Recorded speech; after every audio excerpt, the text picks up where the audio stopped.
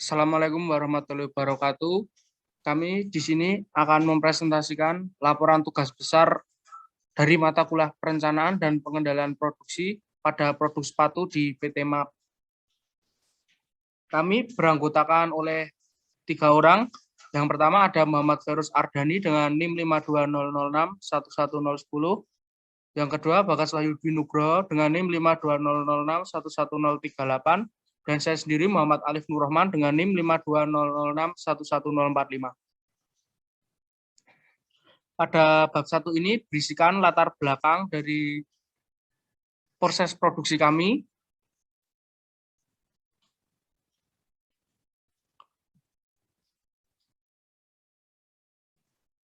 Setelah itu ada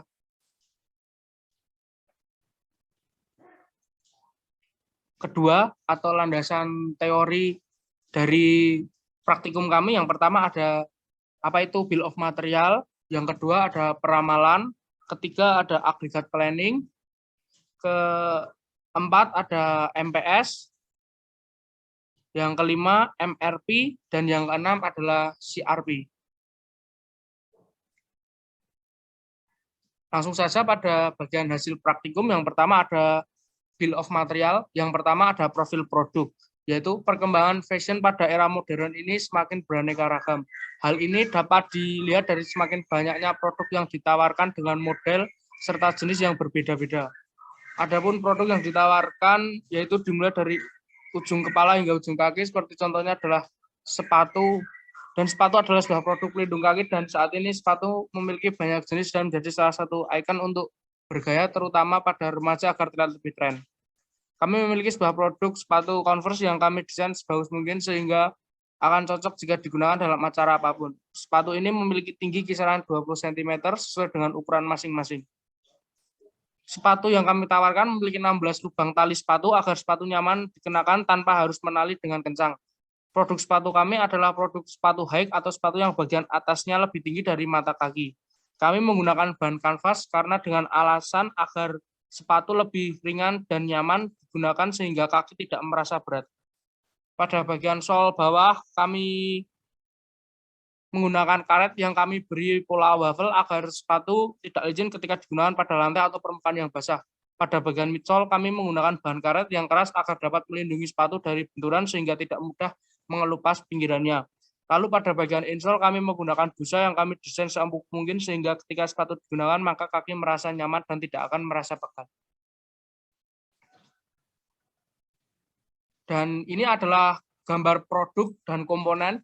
Yang pertama ada lidah sepatu di bagian di sini biasanya tertera ukuran dan dari mana atau dibuat di mana produk ini. Setelahnya di bagian sini ada lubang tali sepatu, ada tali, ada bagian atas, ada midsole, ada insole di dalamnya yang berguna untuk membuat kaki merasa nyaman dan empuk, dan yang terakhir ada outsole.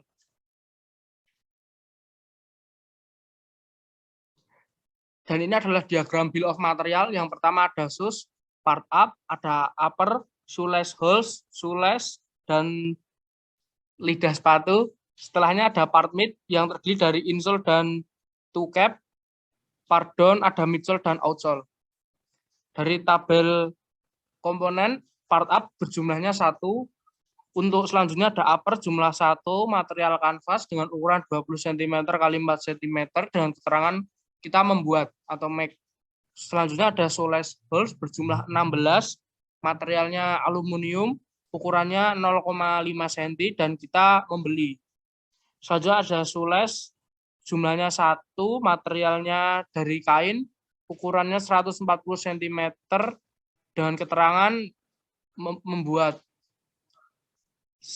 Selanjutnya adalah lidah sepatu, jumlahnya 1, materialnya kanvas, ukurannya 8 cm dengan keterangan membuat. Lalu ada part mid, jumlahnya 1. Lalu ada insole berjumlah 1, material busa dengan ukuran 25,5 cm dan keterangannya membuat. Setelah itu ada toe cap, jumlahnya 1, material karet, ukurannya 3,5 cm dan 6 cm dengan keterangan membuat. Lalu ada part down, jumlahnya 1 dan keterangan membuat. Midsole dengan jumlah 1, material karet ukuran 25 cm dan keterangan membuat. Outsole jumlahnya 1, karet, materialnya karet, ukurannya 26 cm dan keterangannya adalah membuat. Untuk bagian peramalan produk akan dijelaskan oleh Saudara Ardan. Ya, untuk peramalan produk, di sini ada data historis.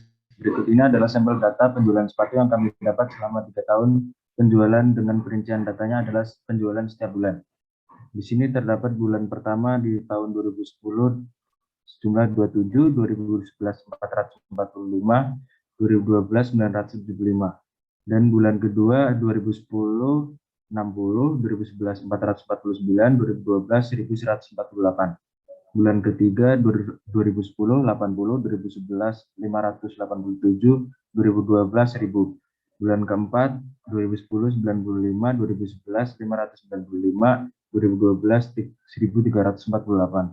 Bulan kelima 2010 165, 2011 592, 2012 1385, dan bulan ke-7 2010 198, 2011 795, 2012 1025. Dan bulan ke-8 2010 260, 2011 515, 2012 1315. Dan bulan ke-9 yaitu 2010 265, 2011 725, 2012 1750. Bulan ke-10 2010 395, 2011 795, 2012 1328. Bulan ke-11 2010 yaitu 378, 2011 905, 2012 1438. Bulan terakhir yaitu bulan ke-12 2010 410, 2011 768, 2012 1625. Selanjutnya ke plotting data. Pertama-tama kita masukkan data tersebut ke dalam Minitab, dan kemudian pengujiannya kita pilih start, terus control chart, terus ke box shop transformation. Kemudian select data penjualan sepatu dan isikan subgroup size-nya 1 dan kemudian oke. Terus diperoleh hasil transformasi box shop terlihat di sini rounded value-nya 0,00, yaitu kurang dari 1, yang menandakan bahwa data belum stasioner baik dalam rata-rata maupun variasi. Terus masuk kembali ke menu box shop transformation, terus kita ke option, yaitu hasil transformasi 1 terlihat nilai rounded value-nya 2,00 lebih dari 1, yang menandakan bahwa data belum stasioner baik dalam rata-rata maupun variasi. Kemudian masuk kembali pada menu box shop transformation, yaitu ke bagian option, kita pilih option optimal or rounded, terus kita oke. Kemudian hasil transformasi 1 terlihat nilai rounded value-nya 1. Dan kemudian kita ke hasil pengujian time series. Di sini terdapat pola datanya.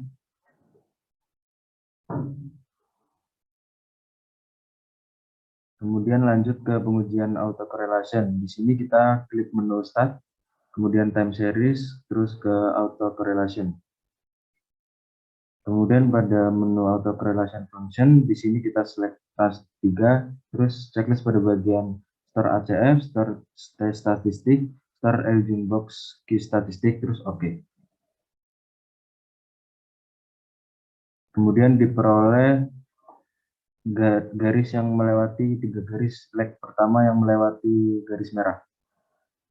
Kemudian ke pengujian difference, di sini kita ke menu start, terus time series, terus kita pengujian difference. Pada menu difference-nya kita select yang trans 3, terus kita oke. Terus ke pengujian partial auto correlation. Di sini kita ke menu start, terus time series, terus ke partial auto correlation. Kemudian pada partial auto correlation function, di sini kita select trans 3, kemudian oke. Kemudian diperoleh hasil pengujian partial auto correlation terjadi leg pertama yang ke atas pada periode pertama. Kemudian ke pengujian ARIMA. Langkah pertama dalam melakukan pengujian ARIMA yaitu memilih start, lalu pilih time series, lalu ARIMA. Kemudian langkah yang selanjutnya adalah memasukkan model ARIMA yang digunakan, yaitu model 110. Lalu pilih menu forecast, lalu isi lead dengan 6, yang berarti mengisikan atau akan meramalkan untuk 6 bulan ke depan. Kemudian diperoleh hasil model ARIMA 110, yaitu memiliki p-value kurang dari 0,05 dengan nilai MS 27242,5. Kemudian ke model ARIMA 111, di sini kita masih sama dengan menggunakan lead time-nya, yaitu 6 bulan ke depan. Kita oke, terus habis itu diperoleh hasil model ARIMA 111 memiliki nilai p-value kurang dari 0,05 dengan nilai NS 26902,4. Selanjutnya ke model ARIMA 0,11. Di sini kita masih memakai lead-nya 6, yaitu terus oke. Diperoleh hasil model ARIMA 011 memiliki nilai p-value kurang dari 0,05 dengan nilai NS 27417,7. Dan diperoleh hasil uji dari hasil pengujian forecasting dengan model ARIMA 110, 111, 011 memiliki nilai p-value yang lebih kecil dari 0,05. Jadi maka digunakan pembanding nilai MS. Model yang dipilih adalah model dengan MS terkecil. Dari hasil di atas, model yang memiliki nilai MS paling kecil adalah 111 dengan forecast selama 6 bulan ke depan. Di sini terlihat forecast-nya dalam 6 bulan ke depan. Kemudian ke agregat planning. Di sini data dari bulan pertama sampai bulan kelima dan permintaannya diperoleh dari forecast yang tadi. Kemudian kapasitas pokoknya sekian, kapasitas lembur sekian, kapasitas subkontrak sekian. Rencana agregatnya, PT MAP ingin memproyeksikan permintaan dan kapasitas waktu kerja pokok, lembur, dan subkontrak untuk rentang waktu 5 bulan ke depan dengan cara melakukan agregat planning. Biaya yang memproduksi satu piece sepatu pada waktu kerja pokok adalah 9.000. Pada waktu lembur adalah 15.000 dan dengan jam kerja kontrak 18.000. Biaya penyimpanan adalah 2.000 piece per bulan. Pada perencanaan tidak diperkenankan ada kekurangan di dalam kapasitas yang diperbolehkan dan ditentukan bahwa penyimpanan awal dan akhir adalah 0. Di sini hasil perencanaannya terlihat regular time dan overtime subkontrak.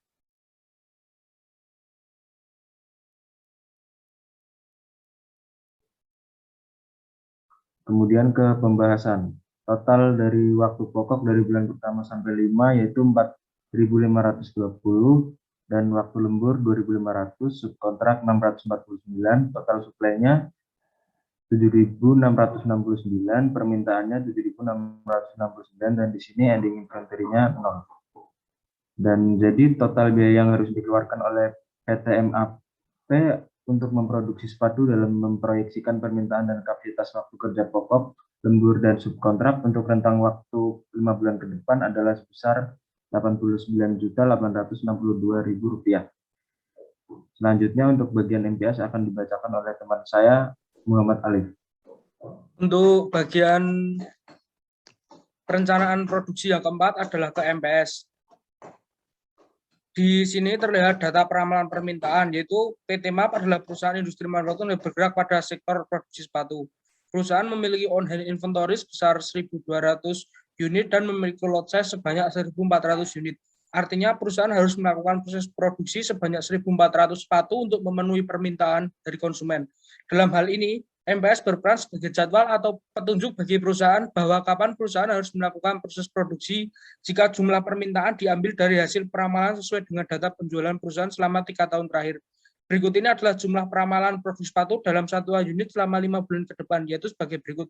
Pada bulan pertama terdapat permintaan sebanyak 1.510, bulan kedua 1.548, bulan ketiga 1.535, bulan keempat 1.540, dan yang terakhir adalah bulan kelima, yaitu berjumlah 1.538. Dari peramalan permintaan di atas, jumlah permintaan dalam periode, dan kita harus memproyeksikannya ke dalam satuan minggu, dan hasilnya adalah sebagai berikut, yaitu pada bulan pertama memiliki peramalan permintaan per minggunya adalah 3.377,5, bulan kedua 387 per minggu, yang ketiga 384, bulan keempat permintaan per minggunya adalah 385, dan bulan kelima adalah 384 permintaan per minggu.